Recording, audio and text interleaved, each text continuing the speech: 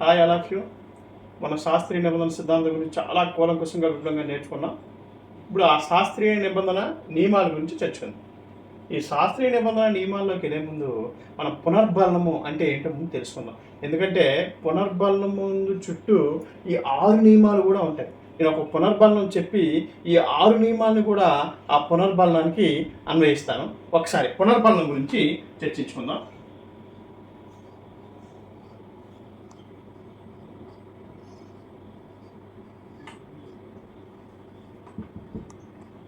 పునర్బలనం ఇక్కడ ఉదాహరణతో స్టార్ట్ చేద్దామండి. ముందు ఇప్పుడు టెట్ కోచింగ్ సెంటర్ ఉంది. ఈ టెట్ కోచింగ్ సెంటర్లోని అన్ని రకాల సబ్జెక్టులు చెప్తూ ఉంటారు అనమాట. సుమారు ఒక 400 మెంబర్స్ ఉన్నారనుకుందాం. 400 మెంబర్స్ ఉన్నారనుకుందాం. అయితే మ్యాథ్స్ అవుతుంది, అక్కడ సైన్స్ అవుతుంది, సోషల్ అవుతుంది, ఇంగ్లీష్ అవుతుంది అనమాట. అయితే ఆ క్లాసెస్ అయ్యేటప్పుడు ఏవైతే ఈ సబ్జెక్ట్స్ ఉన్నాయో మ్యాథ్స్కి, సైన్స్కి, సోషల్కి, ఇంగ్లీష్కి 400కు గాను సుమారు ఒక 200 మంది విద్యార్థులు అటెండ్ అవుతున్నారు అనుకుందాం. కానీ ఒక 10 రోజులు అయిన తర్వాత సడన్గా అనౌన్స్మెంట్ చేశారనమాట. రేపు ఎవరు మిస్ అవ్వకండి, రేపు సైకాలజీ క్లాస్ ఉంది, సార్ 3 రోజులు ఉంటారు, మొత్తం క్లియర్ చేసుకెళ్ళిపోతాడు. ఇమ్మీడియట్గా 400కి 400 మంది కూడా అటెండ్ అయిపోయారు క్లాస్కి. అయితే ఇక్కడ మ్యాథ్స్ అయ్యేటప్పుడు, సైన్స్ అయ్యేటప్పుడు, ఇంగ్లీష్ అయ్యేటప్పుడు చూసుకున్నట్లయితే 400కి 200 మంది అటెండ్ అయ్యారు. ఎందుకు మరి సైకాలజీ అయ్యేటప్పుడు 400కి 400 అటెండ్ అయిపోయారంటే అక్కడ ఒక పునర్బలం ఉంది. టెట్లోని 30 మార్కులు వస్తాయి సైకాలజీ చదివితే, 30 మార్కులు వస్తాయి సైకాలజీ. అదే పునర్బలం. అంటే సైకాలజీ క్లాస్కి వెళ్తే 30 మార్క్స్ మనం గెయిన్ చేయొచ్చు అనమాట. 3 రోజుల్లో 30 మార్కులు, 3 రోజుల్లో 30 మార్కులు. అంటే ఆ 30 మార్కులు కూడా పునర్బలనంగా పనిచేస్తూ ఉంటాయి. అంటే మీకు పునర్బలనము అంటే ఒక అవగాహన తీసుకురావడానికి. అంటే టెట్ కోచింగ్ సెంటర్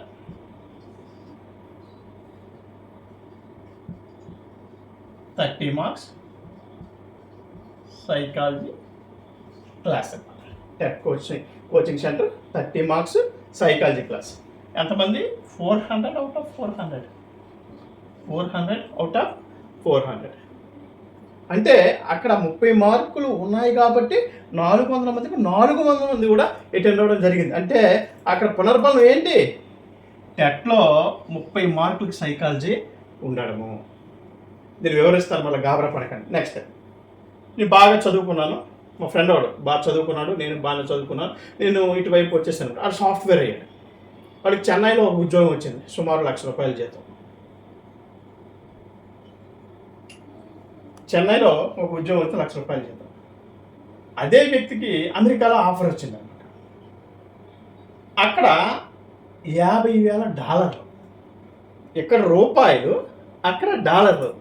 ఏ ఉద్యోగానికి వెళ్తాడండి? ఖచ్చితంగా అమెరికా వెళ్ళిపోతాడు. అవి $50,000 అమెరికాలో. అంటే అక్కడ పునర్బలం ఏంటి? $50,000. పునర్బలం ఏంటండి? $50,000. $50,000 ఎక్కడ? అమెరికా. ఏంటి? సాఫ్ట్వేర్ అనమాట. చూడండి, ఇక్కడ పునర్బలం $50,000, ఇక్కడ పునర్బలం 30 మార్కులు. అదే రకంగా ఒక పాఠశాలలో పరీక్ష పెట్టారు. 6 టీచర్లు ఉంటారు, 7 సబ్జెక్టులు ఉన్నాయి. జనరల్గా మనం ఫిజిక్స్, బయాలజీ కాబట్టి 7 సబ్జెక్టులు ఉన్నాయి. ఎగ్జామినేషన్ పెట్టారు, FA1 పెట్టారనమాట. పెడితే అందరూ నార్మల్గా ఉన్నారు. కానీ ఒక ఫిజిక్స్ మాస్టర్ మాత్రం పిల్లలకు ఒకటే చెప్పాడు, మీలో ఎవరికైతే అవుట్ ఆఫ్ మార్క్స్ వస్తాయో వాళ్ళకి నేను ఒక మంచి గిఫ్ట్ ఇస్తాను రా, మీరు ఎప్పుడు ఎక్స్పెక్ట్ చేయరురా, ఇప్పుడు చాలా అవసరం రా మీకు, అలాంటి గిఫ్ట్ ఇస్తాను రా అని చెప్పేసి చెప్పడం జరిగింది అనమాట. మళ్ళీ పరీక్ష ఈ రోజు అయితే నేను రేపు ఈ టైంకి పరీక్ష మార్కులు దిద్దేసి ఎవరు ఫస్ట్ వస్తే వాడికి గిఫ్ట్ ఇచ్చేస్తానని చెప్పేసి చెప్పడం జరిగింది అనమాట. అప్పుడు పిల్లలందరూ కూడా అన్ని పరీక్షలకి చదువుతారు. ఈ పరీక్ష వచ్చేటప్పటికి అందరూ ఇంట్రెస్ట్గా చదువుతారు. మిగతా పరీక్షలన్నిటికీ ఒక 50 మంది ఉంటే ఒక 30 మంది ఇంట్రెస్ట్ చదువుతారు, 20 మంది మామూలు చదువుతారు. కానీ ఈ పరీక్షకు వచ్చేటప్పటికి 50కి 50 మంది చదువుతారు. ఎందుకు? అక్కడ ఒక మంచి గిఫ్ట్ ఏమండి, గిఫ్ట్ అనే పునర్బలం ఉంది అక్కడ. గిఫ్ట్ అనే ఒక పునర్బలం అనేది ఉంది అనమాట. ఇది FA1 ఎగ్జామ్కి స్కూల్ అంటే పునర్బలము అంటే ఒక పని చేయడము ద్వారా ఏదైనా అనుకూలమైన ఫలితము ఏదైతే అనుకూలమైన ఫలితం వస్తుందో అదే పునర్బలం అంటే. సింపుల్గా చెప్పాలంటే పునర్బలానికి అక్కడ ఒక పరిమిత డెఫినేషన్ అంటూ ఏమీ లేదనమాట. కానీ పునర్బలం అంటే మీకు గమనించి చూడండి, 3 ఉదాహరణలు చక్కగా చెప్పాను. టెట్లో మీరు సైకాలజీ క్లాస్కి ఎంతమంది అటెండ్ అవ్వడానికి కారణం 30 మార్కులు ఉండవు. అదే రకంగా ఒక సాఫ్ట్వేర్ చెన్నైలోని అమెరికాలో ఆఫర్ వస్తే అమెరికా వెళ్ళడానికి కారణం డాలర్ పునర్బలము. అదేవిధంగా ఒక తరగతి గదిలో పరీక్ష అయ్యేటప్పుడు 7 పేపర్లో ఫిజిక్స్ బాగా రాయడానికి కానీ ఆయన మంచి గిఫ్ట్ ఇస్తానని చెప్పేసి ఒక పునర్బలాన్ని ముందే క్రియేట్ చేయడం జరిగింది అనమాట. ఏదైనా ఒక పని చేసినప్పుడు మనకు సానుకూలమైన ఫలితము, ఒక మంచి ఫలితము వస్తుందంటే ఆ పని చేయడానికి ఎక్కువగా ఆసక్తి అనేది మనం చూపుతాం. That's it. అక్కడి నుంచి మనం అక్కడికి వచ్చినట్లయితే గమనించండి, మీరు ఏం చేశారంటే గంట మోగించారు, ఆహారం ఇచ్చారు, లాలాజలం స్రవించింది. గంట మోగించాం, ఆహారం ఇచ్చాం, లాలాజలం స్రవించింది. ఈ గంట అనేది అసహజ ఉద్దీపన, కండిషన్ స్టిమ్యులస్. ఆహారం అనేది సహజ ఉద్దీపన, అన్కండిషన్ స్టిమ్యులస్. అంటే నిబంధిత ఉద్దీపన, నిర్నిబంధిత ఉద్దీపన. ఇది లాలాజలం స్రవించడం అనేది సహజ ప్రతిస్పందన, UCR అనమాట.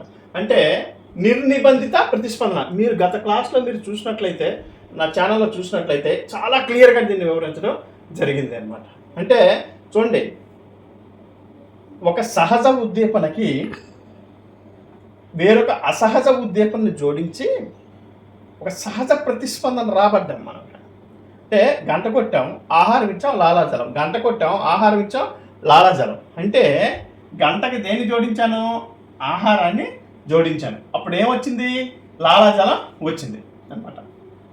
ఇది సెకండ్ కండిషన్. థర్డ్ కండిషన్లో గంట మాత్రమే కొట్టాను, లాలాజలం వచ్చింది. లాలాజలం వచ్చేసింది. ఆహారం ఇచ్చావా? ఇవ్వలే, కానీ లాలాజలం అనేది వచ్చింది. అంటే ఇది కండిషన్ స్టిమ్యులస్, ఇది కండిషన్ రెస్పాన్స్ అని చెప్పడం కూడా జరిగింది. అంటే ఎందుకు సార్ లాలాజలం వచ్చిందంటే, ఇక్కడ నువ్వు సిఎస్కి యూసిఎస్కి సంసర్గం చేసి ఒక సహజ ఉద్దీపనని ఈ అసహజ ఉద్దీపనకే రాబట్టావు. అంటే అక్కడ ఏం లేదమ్మా, నువ్వు గంట కొట్టిననే ఆహారం అనే ఒక పునర్బలనాన్ని పెట్టావు. గంట కొట్టిననే ఆహారం అనే ఒక పునర్బలనం ఇవ్వడం జరిగింది. అందుకే అక్కడ లాలాజలం వచ్చింది. అంటే గంట కొట్టడానికి ఆహారానికి మధ్య టైము ఎంత తక్కువ ఉంటే నిబంధన అంత బాగా జరిగి లాలాజలం బాగా స్రవిస్తుంది అనమాట. అంటే నువ్వు గంట కొట్టిన వెంటనే అన్కండిషనల్ స్టిమ్యులస్ అయిన పునర్బలనాన్ని ఇస్తే లాలాజలం స్రవిస్తూ ఉంటుంది. అలా పదే పదే చేసిన తర్వాత, ఒక్కసారి గంట కొట్టిన తర్వాత నువ్వు పునర్బలనం ఇవ్వకపోయినా లాలాజలం స్రవిస్తుంది. దీన్నే పునర్బలన నియమము అని చెప్పేసి మనం అంటాము. అంటే పునర్బలన నియమము అంటే ఇక్కడ ఏంటి, సింపుల్ థింగ్ అండి. మీరు గంట కొట్టిన ఆహారం ఇస్తారు కాబట్టి లాలాజలం స్రవిస్తుంది. వీళ్ళు చెప్పే ముఖ్య శాస్త్రీయ నిబంధన సిద్ధాంతంలో ముఖ్యమైన ఉద్దేశం ఏంటంటే, ఇక్కడ నువ్వు ఇచ్చిన అసహజ ఉద్దీపనకి సహజ ఉద్దీపనకి మధ్య గల సమయం ఎంత తక్కువైతే నిబంధనం అంత బాగా జరుగుతుంది. ఇక్కడ అసహజ ఉద్దీపన అంటే అసహజ ఉద్దీపన కాకుండా సహజ ఉద్దీపన పునర్బలంగా పనిచేస్తుంది. నువ్వు గంట కొట్టాక ఆహారం ఇచ్చావు కానీ లాలాజలం స్రవిస్తుంది. గంట కొట్టిన ఆహారం నువ్వు ఇవ్వలేదనుకో లాలాజలం ఎందుకు స్రవిస్తుందండి? అందుకు చెప్తున్నా. అంటే ఇక్కడ పునర్బలం చుట్టూ ఈ శాస్త్రీయ నిబంధన సిద్ధాంతం అనేది తిరుగుతూ ఉంటుంది. నువ్వు గంట కొట్టిన వెంటనే ఆహారం ఇస్తున్నావు కాబట్టి లాలాజలం స్రవిస్తుంది. గంట కొట్టావు, ఆహారం ఇచ్చావు, లాలాజలం అనేది స్రవిస్తుంది. అప్పుడు ఏమైంది? పునర్బలం జరిగింది. అక్కడ నిబంధన జరిగింది. నిబంధన ఎందుకు జరిగింది? ఆహారం అనే ఒక పునర్బలాన్ని నువ్వు వెంటనే ఇస్తున్నావు కాబట్టి జరిగింది అనమాట. అంటే ఒక అసహజ ఉద్దీపనకి పునర్బలమైన సహజ ఉద్దీపన జోడించి ఒక సహజ ప్రతిస్పందన రాబడితే దాని నిబంధన అని చెప్పేసి చెప్పడం కూడా జరిగింది. ఇది పునర్బలన నియమము. అంటే పునర్బలనం అంటే ఏంటో మీకు చెప్పాను నేను. అదేవిధంగా ఇక్కడ చూసుకున్నట్లయితే బిట్ ఎలా అడుగుతాడంటే, గంట ఆహారం లాలాజలం ఉంటుంది. దీనిలో పునర్బలనం ఏది అంటే పునర్బలనమే ఆహారము. అదే ఆహారం లేకపోతే జరగదు కదా. నువ్వు పునర్బలనం ఎంత బాగా చేస్తే నిబంధన అంత బాగా జరుగుతుంది. పునర్బలనాన్ని ఎంత బాగా ఇస్తే నిబంధన అంత బాగా జరుగుతుంది. దీన్ని బేస్ చేసుకుని నియమాలన్నీ చెప్తాను చూడండి. ఒక్కసారి ఇక్కడ గంట కొట్టాం, ఆహారం ఇచ్చాం, లాలాజలం స్రవించింది. ఇక్కడ చూడండి టెట్ పరీక్ష దీనికండి పునర్బలనం 30 మార్క్స్కి. అందువల్ల ఎంతమంది అండి 400 అవుట్ ఆఫ్ 400 జాయిన్ అవ్వడం జరిగింది. చూడండి పునర్బలనం దేంతో జరిగింది? 30 మార్క్స్. ఇక్కడ దేంతో జరిగింది? ఆహారంతో జరిగింది. ఇక్కడ చూడండి సాఫ్ట్వేర్ ఎంప్లాయీ డాలర్స్లో వచ్చింది. ఎక్కడికి వెళ్ళిపోయాడు? అమెరికా వెళ్ళిపోవడం జరిగింది. అని పునర్బలం ఏంటండి? డాలర్స్ అనమాట. సాఫ్ట్వేర్ అంటే ఇది గంటతో సమానం. ఇక్కడ $50,000 ఆహారం, ఇక్కడ పునర్బలం, ఇది ఇక్కడ పునర్బలం అనమాట. అప్పుడు లాలాజలం స్వామి అప్పుడు ఎగేసుకొని చక్కగా అమెరికా వెళ్ళిపోవడం జరిగింది. యాజ్ వెల్ యాజ్ ఇక్కడ అందరు సబ్జెక్ట్ టీచర్లు కూడా ఎగ్జామినేషన్ కండక్ట్ చేశారు. కేవలం ఫిజిక్స్ టీచర్కి మాత్రమే బాగా రాశారు. కారణం ఏంటంటే అక్కడ పునర్బలం ఇచ్చాడు. పరీక్షలో ఎవరైతే మంచి మార్కులు తెచ్చుకుంటారో వాళ్ళకి అద్భుతమైన గిఫ్ట్ ఇస్తారని చెప్పేసి ఒక పునర్బలం ఇవ్వడం జరిగింది. మీరు గమనించండి, ఎప్పుడు కూడా మనం పిల్లలకి పునర్బలం ఇస్తూనే ఎప్పుడు కూడా ఎంకరేజ్ చేస్తూ ఉంటాం అనమాట. మనం ఈ మధ్యలో చెక్కుముక్కి టెస్టులు గట్ట పెట్టారు. ముందు చెక్కుముక్కి టెస్ట్లో మొదటి బహుమతి వచ్చి ₹1000 అని ఉంటుంది అనమాట. మన స్వర్ణాంధ్ర 2047 పెట్టడం జరిగింది. దానిలో కూడా మొత్తం వ్యాసరచన చేశాము, as well as debate competition చేశాము, యాజ్ వెల్ యాజ్ ఎలక్ట్యూషన్ చేశాము. వీటన్నిటికి కానీ గవర్నమెంట్ ₹6,000 ఇవ్వడం జరిగిందనమాట. అంటే ₹6,000 ఒక పునర్బలనంగా ఇవ్వడం జరిగిందనమాట. అంటే పునర్బలనం అంటే మీకు ఒక అవగాహన రావడానికే పునర్బలనం గురించి ఎంత చెప్పడం జరిగింది. ఓకే, ఏం జరిగింది? ఇప్పుడు పునర్బలనం ఏమైపోయింది. ఇప్పుడు ఈ పునర్బలనం అనేది ఎక్కువైతే ఏమవుతుంది, తక్కువైతే ఏమవుతుందో చూద్దాం. ఈ పునర్బలం అనేది ఎక్కువైపోయిందండి, ఎక్కువైందనమాట. ఈ పునర్బలం అనేది తక్కువ అయింది. ఇది మ్యాక్సిమం, ఇది మినిమం. పునర్బలం అనేది బాగా పునర్బలం చెందించాలనుకోండి, సాధారణీకరణకు వస్తుంది. సాధారణీకరణ వస్తుంది. పునర్బలాన్ని ఏం చేసామంటే క్షీణం చేసాం పూర్తిగా. అప్పుడు విరమణ వస్తుంది లేదా విలుప్తీకరణ వస్తుంది. విరమణ వస్తుంది లేదా విలుప్తీకరణ వస్తుంది. బోర్డు షేక్ అవుతుందని కరెక్ట్గా రాయలేకపోతున్నాం. జస్ట్ మీరు వినండి టెర్మినాలజీ అనేది. చూడండి, ఈ పునర్బలనాన్ని మనం మరీ పునర్బలనం చేసి నిబంధనలు ఎక్కువ చేస్తే సాధారణీకరణం, ఉద్దీపన సాధారణీకరణం. అలా కాకుండా దానికి క్షీణింపు చేస్తే విరమణ. ఏం చేస్తాం? సాధారణీకరణం అంటే ఏంటి, విరమణం అంటే ఏంటి? ఉదాహరణకి నువ్వు గంట ఆహారం, లాలాజలం, condition stimulus, uncondition stimulus, uncondition response. అంటే ఇక్కడ ఏం చేస్తామంటే ఈ కండిషన్ స్టిమ్యులస్కి అన్కండిషన్ స్టిమ్యులస్కి మధ్య సమయాన్ని బాగా, అంటే గంట కొట్టిన ఆహారం, గంట కొట్టిన ఆహారం ఇస్తే ఆ నిబంధన బాగా గట్టి అయిపోయిన తర్వాత ఏమవుతుందంటే ఏదైతే నిబంధన చేశామో ఆ గంటకే కాకుండా గుడి గంటకి, బడి గంటకి, చర్చి గంటకి, సైకిల్ గంటకి, ఏ గంట కొట్టినా లాలాజలం స్రవించేస్తూ ఉంటుంది. ఏ గంట కొట్టినా లాలాజలం స్రవిస్తూ ఉంటుందన్నమాట. అంటే చూడండి, ఇక్కడ ఏమైందంటే మనకి పునర్బలనం అనేది ఎక్కువ అవ్వడం వల్ల ఏమైంది, నిబంధనలు ఎక్కువ అవ్వడం వల్ల పునర్బలం బాగా ఏర్పడి ఉద్దీపన సాధారణీకరణ జరిగిపోయిందనమాట. ఒకే ఉద్దీపన పోలిన వేరొక ఉద్దీపనకి కూడా అలాంటి అసహజ ప్రతిస్పందన రాబడితే దాన్ని సాధారణీకరణ అంటాం. అందుకే ఉద్దీపనను పోలిన ఉద్దీపన, అసహజ ఉద్దీపనను పోలిన ఉద్దీపన. గంటను పోలి గుడి గంటను పోలి బడి గంటను చర్చి గంటను పోలి వేరే గంట అనమాట. అంటే గుడి గంటని బడి గంటని పోలిన గుడి గంటకు, బడి గంట అనుకుని బడికి వెళ్ళిపోయాడు అనమాట. చూసారా, బడి గంటను పోలిన గుడి గంటకు బడి గంట అనుకొని స్కూల్కి వెళ్ళిపోయాడు ఒక పిల్లాడు. అది ఉద్దీపన సామాన్యీకరణ అవుతుంది. చూడండి, ఇక్కడ కూడా కుక్క ఏమైంది, నిబంధన దేంతో చేసావో ఆ అసహజ ఉద్దీపనకే కాకుండా గుడి గంటకు, బడి గంటకు, చర్చి గంటకు, ఐస్ క్రీమ్ వాడు పెట్టే గంటకు, అన్ని గంటలకి కూడా, అన్ని అసహజ ఉద్దీపనలకి కూడా అలాంటి ప్రతిస్పందన. అంటే ఉద్దీపనలన్నీ ఇటువంటి CS1, CS2, CS3, CS4 అన్నిటికీ ప్రతిస్పందన ఏమొస్తుంది? ఒకటే వస్తుందన్నమాట.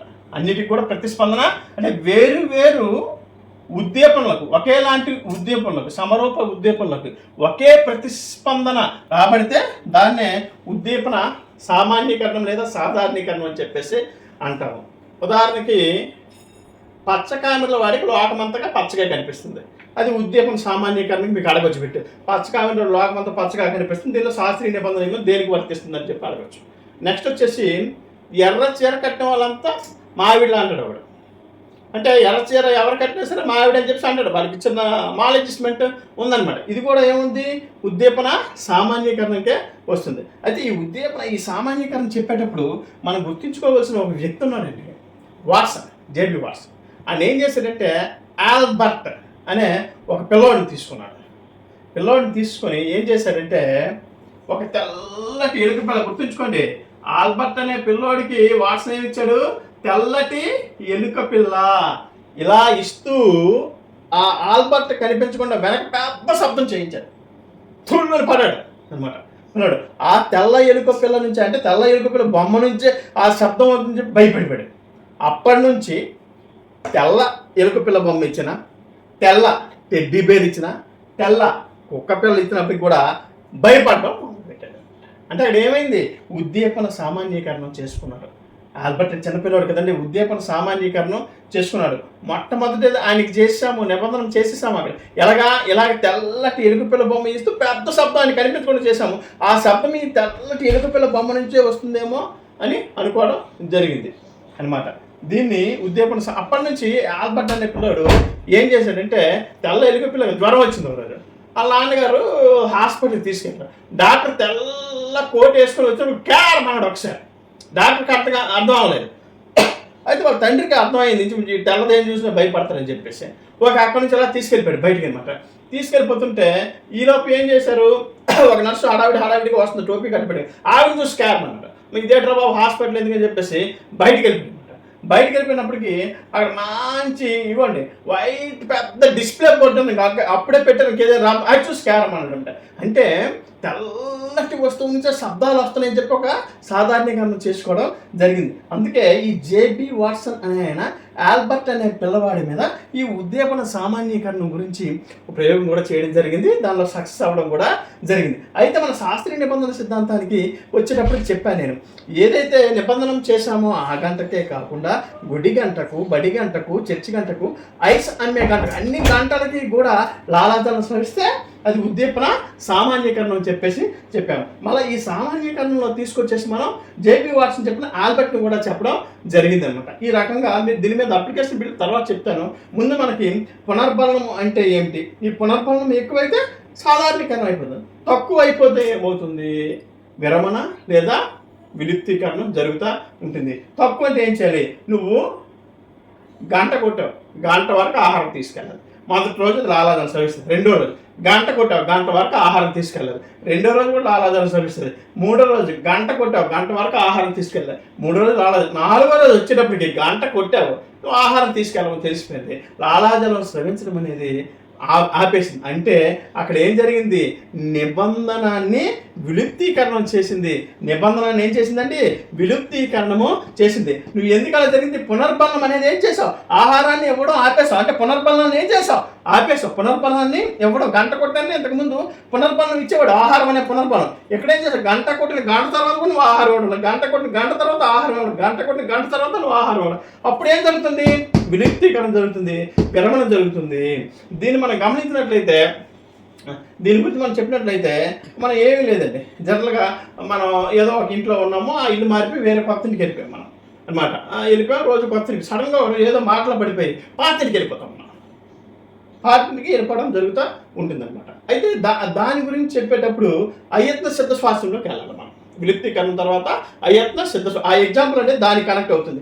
ఈ విలుప్తీకరణము విరమణ అనేది ఏంటంటే, బిట్టలు అడుగుతాడు అనమాట, నువ్వు పునర్బలనాన్ని తగ్గించడం వల్ల శాస్త్రీయ నిబంధనలో ఏ నియమం సంతృప్తి పడుతుందంటే విరమణ లేదా విలుప్తీకరణం అని చెప్పేసి మనం చెప్పచ్చు. మీకు అర్థం అవ్వాలి వెరీ క్లియర్గా.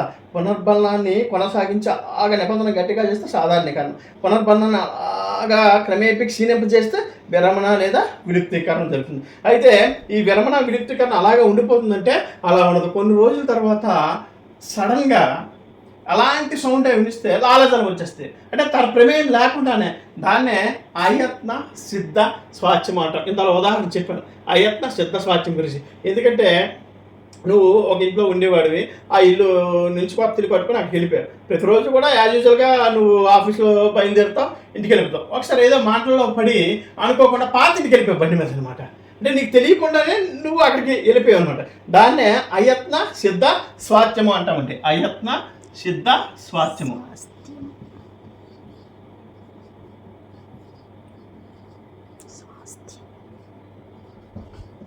స్వాస్థ్యం బోర్డు మీద కరెక్ట్గా రావడం లేదండి, ఇది లేఅవుట్ బోర్డు కాదు కదా.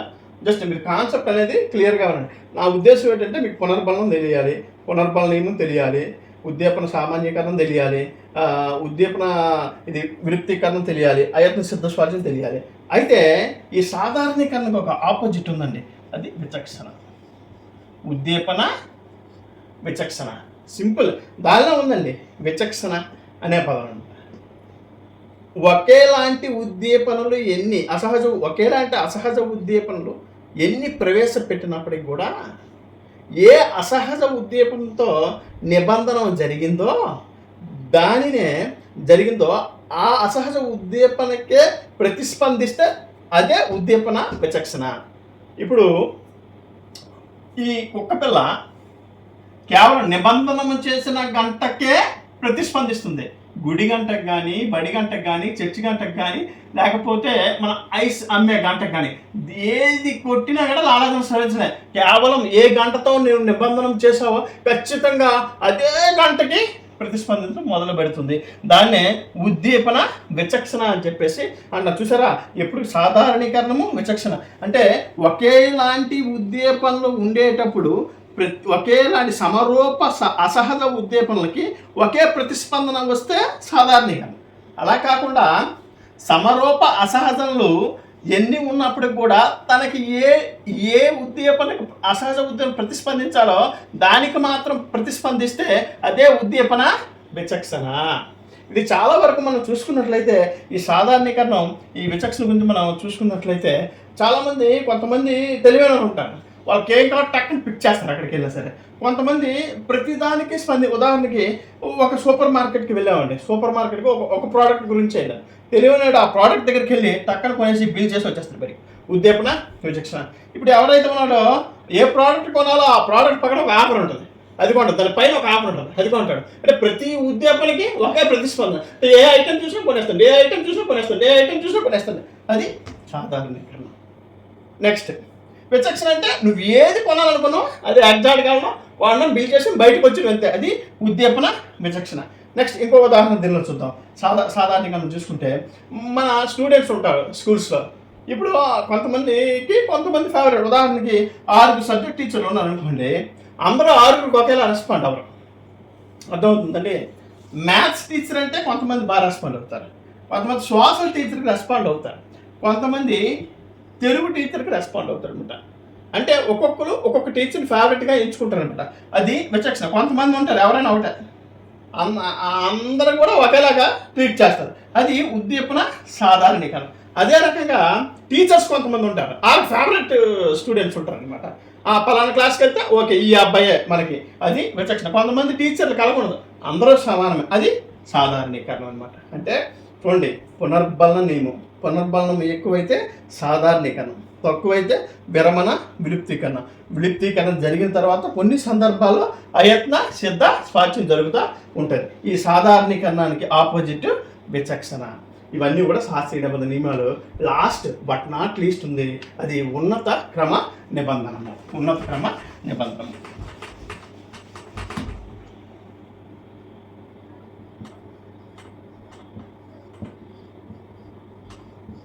చాలా మంచి బిట్ వస్తుందండి. ఇక్కడ చూడండి ఒకసారి.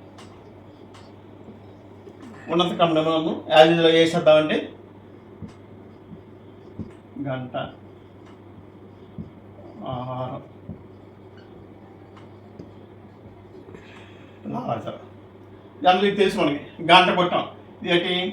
Condition stimulus, uncondition stimulus, uncondition response. అయితే ఏం చేసామంటే ఉన్నత క్రమ నిబంధనలోని దీనికి ఇంకొక అసహజ ఉద్దీపనను జోడించాం. అంటే ఒక లైట్ వేసాం, లైట్, తర్వాత గంట కొట్టాం, తర్వాత ఆహారం ఇచ్చాం, తర్వాత లాలాజలం స్రవించడం. అంటే ఇక్కడ చూడ చాలా ఇంపార్టెంట్ బిట్ అండి. ఈ ప్రాసెస్ స్టార్ట్ చేసాం. లైట్, గంట, ఆహారం, లాలాజలం, లైట్, గంట, ఆహారం, లాలాజలం, లైట్, లాలాజలం వచ్చేస్తుంది. మరి గంటకి ఆహారానికి సంబంధమే ఉండదు. ఇలాంటి సందర్భంలో ఉన్నత క్రమ నిబంధనములో గంట అనేది అన్కండిషన్ స్టిమ్యులస్ అయిపోద్ది. ఎక్కడైనా కండిషన్ స్టిమ్యులస్ ఒకటే ఉంటుంది. అది ఏంటమ్మా? లైట్ అవుద్ది. కండిషన్ స్టిమ్యులస్ చాలా చాలా ఇంపార్టెంట్. మీకు ఈ బిట్ అడుగుతారు. ఇప్పుడు ఉన్నత క్రమ నిబంధనలో అన్కండిషనల్ స్టిమ్యులస్ అంటే, అన్కండిషన్ ఎటువంటి నిబంధన జరగలేదు, ఆహారం అనేసి ఉంటుంది. తప్పదే గంట. ఇది గుర్తుంచుకోండి అందరూ కూడా. అక్కడ ఏంటవుద్ది? కండిషన్ స్టిమ్యులస్ లైట్ అవుద్ది. ఎలాంటి నిబంధనలో అయినా సరే నిబంధన ఒకటే ఉంటుంది, ఏదో ఒకటే ఉంటుంది. అందువల్ల మనం ఏం చేసాము? లైట్ అయింది. అది లైట్ వేయగానే లాలాజలం వచ్చేసింది. లైట్ వేయగానే లాలాజలం వస్తే కండిషన్ రెస్పాన్స్ అన్నమాట. ఇది ఉన్నత క్రమ నిబంధన. దీనికి సంబంధించి ఇంకొకసారి వినండి. గంట, ఆహారం, లాలాజలం, సిఎస్ యూసిఎస్ యూసిఆర్, సిఎస్ యూసిఎస్ యూసిఆర్. కొంతసేపు లైట్ యాడ్స్. లైట్ గంట, ఆహారం, లాలాజలం, లైట్ గంట, ఆహారం, లాలాజలం, లైట్. నువ్వు గంట కొట్టకుండా లాలాజలం వచ్చింది అనమాట. అలాంటి సందర్భంలోని మీరు గమనించాల్సింది, గంట అనేది అన్కండిషన్ స్టిమ్యులస్గా యాక్ట్ చేస్తుంది. కండిషన్ స్టిమ్యులస్ దాని బాబు వచ్చిన దగ్గరికి లైట్ కండిషన్ స్టిమ్యులస్, ఇది అన్కండిషన్ స్టిమ్యులస్ అవుతుంది. ఈ బిట్ ఉన్నత నిబంధన చాలా ఇంపార్టెంట్. దీనికి సంబంధించిన అప్లికేషన్ అనేది నెక్స్ట్ ఎపిసోడ్లో మనం చేద్దాము. రేపు జరగబోయే టెట్లో అందరూ కూడా మంచి స్కోర్ చేయండి. ఎవరు భయపడకండి, జాగ్రత్తగా రాయండి. దానిలో మీకు చాలా కన్ఫ్యూజ్ చేయడానికి 4 ఆప్షన్లు ఉంటాయి. మీరు గమనించండి. మీరు గమనిస్తే కొన్ని బిట్లలోని మనకి 4 గన్ షాట్కి ఆన్సర్ తెలిసిపోద్ది. అది ఆన్సర్ చేసేయండి. తర్వాత చూస్తే మనకి దానిలో 2 కాదు తెలిసిపోద్ది. ఈ రెండిట్లో ఏదో అర్థం కాదు, దాన్ని కొంచెం ఆలోచించండి. ఇంకో రకమైన బిట్లో ఏమవుతుందంటే అసలు ఆన్సర్ ఏదో తెలియదు, దాని గురించి మనకు బాధ లేదనమాట. అలాంటివి ఏం చేస్తుంటే ఎలిమినేషన్ మెథడ్లో చేసుకోండి. మనకి ఆన్సర్ తెలియనప్పుడు ఎలిమినేషన్ మెథడ్ ట్రై చేస్తే మనం ఓకే దీని ఆన్సర్, అప్పుడు ఆ 3టికి వేరే ఆన్సర్ తెలిసింది, క్వశ్చన్లు తెలిసిపోతే దీని ఆన్సర్ మనకు తెలిసిపోతుంది అనమాట. అందువల్ల కొన్ని ట్రిక్స్ అనేవి మీరు అక్కడ యూజ్ చేయండి. మెయిన్ ధైర్యంగా అటెంప్ట్ చేయండి, భయపడకండి, ఆత్మవిశ్వాసంతో ఉండండి. ప్రతి ప్రశ్నని కూడా ఆత్మవిశ్వాసంతో చదవండి. ఆ ఆన్సర్ తెలియకపోతే ఒత్తిడికి గురి కావద్దు. మీరు ఎన్ని తెలియలేదు అలా విడిచిపెట్టి తెలిసిన ముందు చేసుకెళ్ళిపోండి. తర్వాత 2 ఆప్షన్స్ తెలిసి అవి చేసుకెళ్ళండి. తర్వాత 3, తర్వాత 4, తర్వాత వీలైతే మీకు ఎలిమినేషన్ లేదని తెలియదు అది చూసుకోండి. అంతేగాని గాబరపడి అనవసరంగా మీరు ఎన్నాళ్ళు చాలా కష్టపడ్డారు, మీ తల్లిదండ్రులకు దూరంగా ఉన్నారు, అందరికీ దూరంగా ఉండి ఈ పరీక్ష గురించి వెయిట్ చేశారు. మీరు ఆ పరీక్షకి వెళ్ళిన సమయంలో ఒత్తిడికి గురయ్యి అనవసరంగా మీరు చిత్తవ్వకండి. ఒత్తిడిని జయించి మీరు అద్భుతంగా రాయాలని మనస్ఫూర్తిగా కోరుకుంటూ మంచి స్కోరింగ్ చేయాలని కోరుకుంటున్నాను. మీ వైకేబి హరిప్రసాద్. Thank you.